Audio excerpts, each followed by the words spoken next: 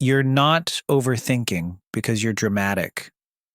You're overthinking because something inside you does not feel safe unless you know exactly what is happening, exactly what they meant, exactly how they feel, and exactly what comes next. And that is exhausting because from the outside, you probably look normal. You answer texts, you go to work, you laugh, you post, you say, I'm fine. But inside, you are replaying one conversation from 3 days ago. You're reading one short text like it's a legal document. You're checking if they viewed your story. You're wondering why their tone felt different. You're asking yourself, did I do something? And the worst part is, sometimes you don't even care about the person that much. You care about what their behavior made you feel about yourself. That is the part nobody talks about. Sometimes you're not attached to them. You're attached to the meaning. Because if they didn't text back, maybe you're not important. If they didn't invite you, maybe you're not wanted. If they unfollowed you, maybe you're embarrassing. If they chose someone else, maybe you're behind. If your life doesn't look how you thought it would look by now, maybe you failed. And suddenly one tiny thing becomes proof that something is wrong with you. But I need you to hear this. That feeling is not the truth. That is your nervous system trying to protect you from uncertainty. And today, we're going to talk about how to detach. Not in a cold way, not in a fake, I don't care about anything way, but in a real way. The kind of detachment where you stop begging life, people, and outcomes to prove your worth. The kind where you finally get your energy back. The kind where you stop overthinking everything and start becoming someone who trusts themselves again. Because detachment is not about losing your feelings. It's about not letting your feelings control your whole life. Let's be honest. You probably already know when you're spiraling. You know that checking your phone again is not going to help. You know, rereading the message is not going to magically reveal a secret meaning. You know, stalking their page is not going to give you peace. You know, asking your friend, do you think they meant this in a weird way? Is probably not going to calm you down for long, but you still do it. Because in that moment, your brain is desperate for relief. You just want the answer. You want to know if you're okay. You want to know if you still matter. You want to know if you're being rejected, ignored, replaced, judged, or forgotten. And that is why overthinking feels so addictive. It makes you feel like you're doing something. It makes you feel like if you think hard enough, you can prevent the pain. Like if you analyze every detail, you can prepare yourself. Like if you predict the outcome, it won't hurt as much. But the truth is, overthinking does not protect you. It drains you before anything even happens. It makes you live through rejection that may not even be real. It makes you grieve a loss that may not even happen. It makes you punish yourself for a story your mind created. Maybe you've done this with dating. Someone starts acting a little different. They take longer to reply. They don't use the same emojis. They say, I've just been busy. And suddenly your brain becomes a full investigation team. You start thinking, are they losing interest? Did I say too much? Was I too available? Should I pull back? Should I post something so they see I'm fine? Should I match their energy? Should I pretend I don't care? And now your whole day is being controlled by someone who might just be at work, asleep, emotionally unavailable, or simply not your person. Maybe you've done this with friendships. You see your friends hanging out without you.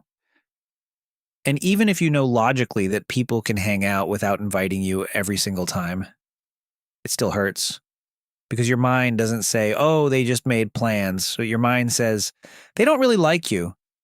They are closer without you. You're the extra friend. You're not as important as you thought. And now you're sitting there trying to act normal, but inside you feel small. Maybe you've done this at work. Your boss sends a short message. Someone says, "Can we talk later?" A coworker responds with "okay" instead of "sounds good," and your stomach drops. You start wondering if you messed up. You start replaying every task, every meeting, every email, and suddenly, one tiny message has your whole body tense. Maybe you've done this with social media. You post something and then pretend you don't care, but you check. You check who liked it. You check who didn't. You check if that one specific person saw it. You check if your story views are lower. You check if someone unfollowed you. And then you judge yourself for caring, but you still care. And that is the exhausting part, because you don't want to be this attached. Like, you don't want your mood to depend on people's reactions. You don't want your peace to disappear because someone else is unclear. You don't want to keep living like your whole self-worth is in someone else's hands. You want to be calm. You want to be confident. You want to be the kind of person who can say, okay, that happened, and keep moving. But right now, everything feels personal. And that is why detachment feels impossible. Because you are not just detaching from a person. You're detaching from the version of you that learned to survive by monitoring everything. So let's talk about what is actually happening. Attachment is not always love. Attachment is not always deep connection. Attachment can be fear. Attachment can be control. Attachment can be your self-worth, depending on an outcome you cannot control. That is why you can be attached to someone you don't even truly want. You can be attached to a friendship that makes you anxious. You can be attached to a job that drains you. You can be attached to an identity that no longer fits you. You can be attached to the idea of being chosen, even by people who don't treat you well. Because sometimes it's not about them. It's about what being chosen would prove. It would prove you're enough. It would prove you're lovable. It would prove you're not behind. It would prove you're not embarrassing. It would prove you didn't waste your time. It would prove the story you had in your head was real. And that is why letting go feels so hard. You're not only letting go of the person, you're letting go of the meaning you attach to them. And this is why overthinking feels so intense. Your brain hates uncertainty. Your brain would rather create a painful story than sit in the unknown. Because the unknown feels unsafe. So when someone does not reply, your brain fills in the blank. When someone's energy changes, your brain fills in the blank. When something doesn't happen the way you wanted, your brain fills in the blank. And sadly, most of the time, your brain does not fill the blank with kindness. It fills it with your biggest fear. They don't like me. I'm not good enough. I'm being replaced. I'm falling behind. I always ruin things. No one stays. That opportunity was my only chance. This is not because you are weak. It is because your brain is trying to protect you. But it is using old information. Maybe at some point in your life, you had to pay attention to people's moods. Maybe someone's tone actually did mean danger. Maybe silence did mean rejection. Maybe love did feel inconsistent. Maybe you learned that you had to earn attention. Maybe you learned that if someone pulled away, you had to chase. Maybe you learned that being accepted meant being safe. So now, even as an adult, your body reacts before your logic can catch up. You tell yourself, it's not a big deal. But your chest still feels tight. You tell yourself, I don't care. But you still keep checking. You tell yourself, I'm done. But you still hope they come back. That is because detachment is not just a mindset.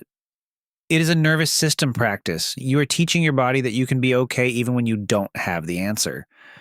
You can be okay even when someone misunderstands you. You can be okay even when someone leaves. You can be okay even when a plan changes. You can be okay even when you are not chosen. You can be okay even when life does not give you instant proof that everything is working out. That is real detachment. Not pretending you don't feel anything, not acting cold, not becoming bitter. not convincing yourself that everyone is disposable. Real detachment is being able to care without collapsing. It is being able to want something without worshiping it. It is being able to love someone without abandoning yourself. It is being able to hope for an outcome without making it your identity. Because when you are attached, everything becomes a test. Their reply becomes a test. Their tone becomes a test. Your views become a test. Your body becomes a test. Your job becomes a test. Your timeline becomes a test. And you are constantly asking life, am I enough yet?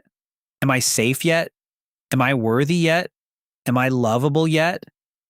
But life was never supposed to answer those questions for you. People were never supposed to carry that much power. A text message was never supposed to determine your value. A job title was never supposed to determine your identity.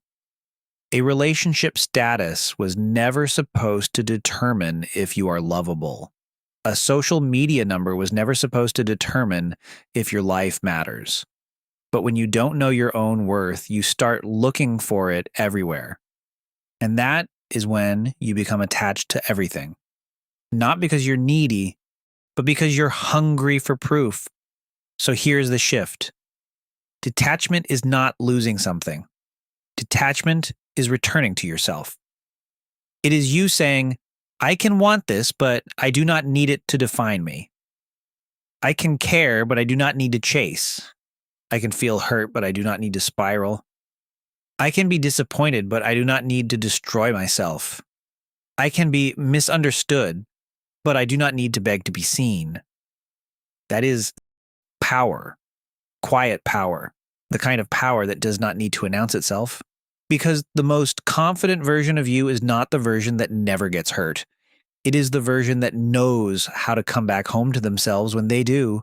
So instead of asking, why did they do that? Start asking, why did this affect me so deeply? That question changes everything, because when you ask, why did they do that? You give them the power. But when you ask, why did this affect me? You get your power back. Maybe it affected you because you already felt replaceable. Maybe it affected you because you were already doubting yourself. Maybe it affected you because you were hoping this one thing would finally make you feel chosen. Maybe it affected you because you have been tired for a long time, and this was just the thing that broke the surface. That does not make you weak. It makes you human. But it also gives you information, because the thing you are obsessing over is usually pointing to the place in you that needs care. The person who didn't text back might be triggering your fear of abandonment. The friend group that left you out might be triggering your fear of not belonging. The job rejection might be triggering your fear of falling behind. The low views might be triggering your fear that your voice does not matter. The rude comment might be triggering your fear that people only see the worst in you. So instead of shaming yourself for caring, get curious. Your reaction is not random. It is a message, but it is not always a command. Just because you feel anxious does not mean you need to act. Just because you miss someone does not mean you need to reach out. Just because you feel misunderstood does not mean you need to explain. Just because you feel behind does not mean you need to panic. Just because something hurts does not mean it is meant to control you. This is where leveling up starts. Not with a perfect morning routine, not with pretending you're healed, not with changing your whole personality. Leveling up starts when you stop using other people as mirrors for your worth. Because a lot of people think leveling up is external. Better clothes, better body, better apartment, better job, better social life. And those things can be beautiful. But if you level up externally while still being emotionally attached to everyone's opinion, you are not free. You are just performing a better version of your insecurity. You can have the glow up and still be checking if they noticed. You can have the job and still feel like a fraud. You can have the relationship and still fear being left. You can have the followers and still feel invisible. So the real level up is internal. It is becoming someone who does not abandon themselves for validation.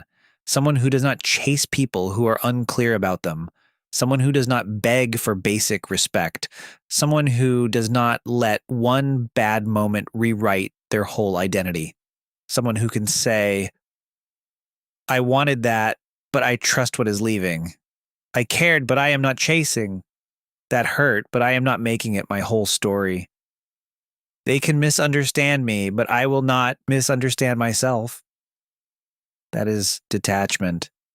And it feels boring at first because chaos can feel exciting when it is familiar. Checking your phone feels exciting. Waiting for them feels exciting. Trying to prove yourself feels exciting. Trying to win people over feels exciting. But peace feels quiet. Peace feels simple. Peace feels like not needing to check. Peace feels like letting the message sit. Peace feels like not posting to prove a point. Peace feels like not explaining yourself to someone committed to misunderstanding you. Peace feels like choosing yourself before you are forced to. And at first, your nervous system might not trust it. It might say, do something. Fix it. Check again. Send another message. Explain one more time. Look at their page. Make sure. But detachment says, no, we are not doing that anymore. We are safe even without the answer. We are safe even if they don't choose us. We are safe even if they think the wrong thing. We are safe even if this outcome does not happen. We are safe because we have ourselves. And that is the part that changes your life. Because once you stop being controlled by every outside reaction, your energy comes back. You start focusing on your own life again. You start cleaning your space. You start taking care of your body. You start finishing things you abandoned. You start making plans that have nothing to do with being seen. You start creating because it feels meaningful, not because you need applause. You start resting without guilt. You start noticing who brings peace and who only brings confusion. You start seeing that some things were not love. They were addiction to uncertainty. Some people were not home. They were familiar anxiety. Some goals were not aligned. They were attempts to prove you were enough. And once you see that, you cannot unsee it. Now, when someone is inconsistent, you don't immediately ask, how can I make them choose me? You ask, do I even feel safe here? When someone misunderstands you, you don't immediately ask, how can I prove my heart? You ask, is this person even open to understanding me? When something doesn't work out, you don't immediately ask, what's wrong with me? You ask, what is this redirecting me from? That is the level up. It is not becoming heartless. It is becoming harder to manipulate with crumbs because attached people will turn crumbs into a meal. A little attention, a little apology, a little potential, a little maybe, a little I miss you, a little I've just been busy. And suddenly you're full again, but only for a moment. Then you're hungry again. Detachment teaches you to stop surviving off crumbs. It teaches you to stop calling inconsistency chemistry. It teaches you to stop calling anxiety love. It teaches you to stop calling overthinking intuition. Because sometimes it is not intuition. Sometimes it is fear in a convincing outfit. Intuition feels calm. Fear feels urgent. Intuition gives you clarity. Fear gives you panic. Intuition says, pay attention. Fear says, do something right now or you'll lose everything. So when you feel that urgency, pause. Do not act from the most scared version of yourself. Give yourself space. Wait. Breathe. Write it down. Go for a walk. Take a shower. Clean something. Drink water. Let the emotion move through your body before you make it a decision. Because you do not need to respond to everything immediately. You do not need to fix every uncomfortable feeling. You do not need to prove every point. You do not need to be understood by everyone. You do not need to win every person back. You do not need to chase every opportunity that makes you feel chosen. Sometimes the most powerful thing you can do is nothing. Not because you don't care, but because you finally respect your own peace. And please hear this: detachment does not mean you stop having standards. It actually means you finally have them. Because when you are attached, you negotiate with things that hurt you. You make excuses. You wait longer than you should. You accept less than you need. You keep trying to be more lovable instead of asking if the situation is even loving. But when you detach, you stop begging for things that should be natural. You stop begging for communication. You stop begging for honesty. You stop begging for respect. You stop begging for emotional safety. You stop begging people to value what you already know you bring. And that does not make you cold. It makes you awake. So maybe detachment is not this big dramatic moment. Maybe it is not blocking everyone and becoming a completely different person overnight. Maybe it starts smaller than that. Maybe detachment is waking up and not checking your phone first. Maybe it is letting someone be wrong about you. Maybe it is not rereading the message again. Maybe it is choosing not to post just to get a reaction. Maybe it is deleting the paragraph you were about to send. Maybe it is saying, I don't have enough information and I can still be okay. Maybe it is admitting, this hurt me, without turning it into I am unworthy. Maybe it is letting yourself want something, but not letting that thing own you. And maybe leveling up is not about becoming untouchable. Maybe it is about becoming gentle with yourself in the moments where you used to spiral, because you are not behind just because you are still learning this. You're not weak because you care. You are not embarrassing because something hurt you. You are not broken because your mind tries to protect you. You are just learning a new way to feel safe. A way that does not depend on being chosen, a way that does not depend on being understood, a way that does not depend on controlling every outcome, a way that lets you come back to yourself. And one day, something that used to ruin your whole week will only bother you for a few minutes. One day, someone's silence will not feel like a verdict. One day, being misunderstood will not make you beg. One day, rejection will still hurt, but it will not convince you that you are nothing. One day, you will look at the things you used to chase and feel calm, not angry, not bitter, just calm, because you will finally understand what is meant for you will not require you to abandon yourself. And what leaves your life does not get to take your worth with it. So breathe. You do not need to figure everything out tonight.